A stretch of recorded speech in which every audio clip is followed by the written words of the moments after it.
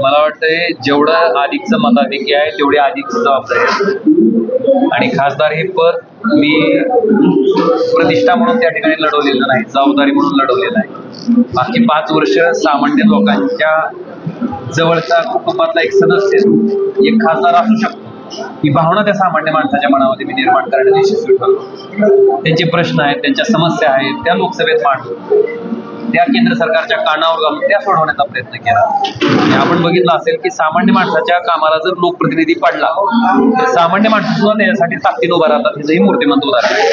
बंडानंतर ही पहिली मोठी निवडणूक आहे. निश्चित मला वाटतंय गद्दारी करणाऱ्या लोकांच्या मनात धडकी भरवणारा हा निकाल आहे की तुम्ही ज्या बाळासाहेबांनी उद्धव साहेबांनी तुम्हाला आमदार केलं, खासदार केलं, मंत्री केलं, त्यांना स्वतःच्या काही पैशाच्या स्वार्थासाठी, पदाच्या स्वार्थासाठी किंवा ईडीच्या भीतीनं, इन्कम टॅक्सच्या भीतीनं तुम्ही जर सोडत असाल तर जनता त्याला कशा पद्धतीनं उत्तर देते त्याचं हे मूर्तिमंत उदाहरण आहे. आता लक्षात आलं असेल की त्यांच्याही की इथं बाळासाहेब ठाकरे यांना मांडणारा हाडाचा सैनिक आहे.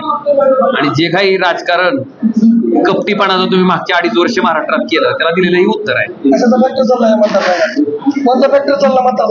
आता फॅक्टर म्हणता का तुम्ही?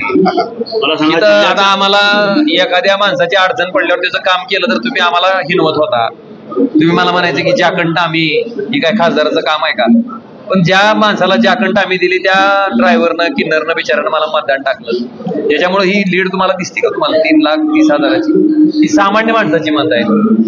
अब्जाधीश माणसाला कदाचित सामान्य माणसाच्या समस्या व्यथा समजणार नाहीत की त्याच्या शेतात एक डीपी बसवायचा असेल तर काय अडचण असते, त्याच्या शेतातला डीपी जळाल्याच्या नंतर काय अडचण असते, त्याच्या घरातलं कोण दवाखान्यात ऍडमिट झाल्याच्या नंतर खिशात पैसे नसते, त्याचं बिल भरायचं असेल तर काय अडचण असते, त्याची मुलगी जेव्हा डिलिव्हरीसाठी जाते तेव्हा तिला रक्ताच्या बाटल्याची आवश्यकता असते तेव्हा काय अडचण असते. त्याच्यामुळं ही सामान्य प्रश्न अब्जाधीश लोकांना कदाचित किरकोळ वाटत असतील.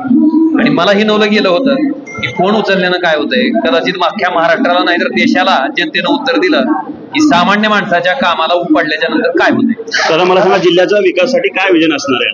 निश्चितपणे धाराशिव जिल्हा हा देशात मागासलेल्या जिल्ह्याच्या यादीत क्रमांक 3चा आहे.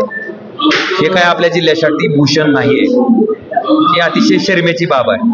आणि मला वाटतं ह्या पद्धतीचं गुणांकन आपल्याला जे मिळालेलं आहे, ह्या पद्धतीचं डिग्रेडेशन मागास जिल्ह्याच्या यादीत, दरिद्री जिल्ह्याच्या यादीत आपण क्रमांक 3ला देशात गेलो.